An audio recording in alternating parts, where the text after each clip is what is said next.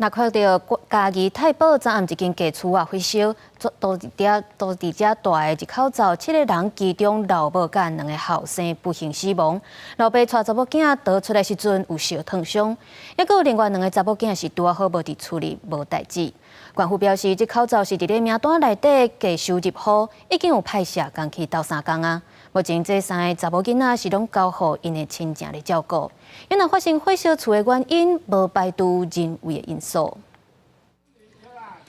北房又去封锁线，监视人员到现场采集证据。毋过，伫咧前一天暗头，北房火烧，高温互邻里无法度先拍火，厝内带了赶细一家7口。厝是租来的，主要趁钱的人是爸爸。阮哪有熟悉介绍讲因得较善啊，5个囡仔，就讲就熟熟做伊安尼啦。查某囝出来，搁冲入去。就是警员拄仔来啊，拄仔感冒哩，无冲入，一直要冲入去，有火势就遐大。火灾时阵，39岁爸爸抱细汉查某囝走出来，脚只偏红烧伤。读小学的大查某囝甲第2查某囝拄好出去，无伫厝内。但是40岁妈妈甲7岁、4岁后生也无出来。警消伫个下间啊，爸母的房间陆续找到3个人，送医也是不治。官府表示，这口罩是官府列册的价收入库。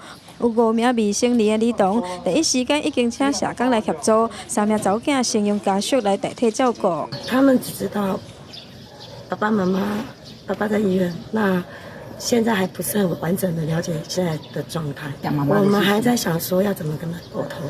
后续可能我们预估他长期的一个教育的这个需求上面可能延续到大学的部分，然后能够做一个教育基金的劝募。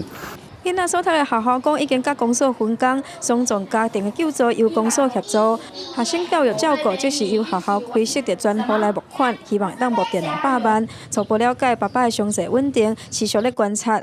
但是起火原因，因为囡仔制作笔录的时阵，讲法无完全共款，得要由警方来深入调查。记者王刘婷、陈hen坤嘉义报道。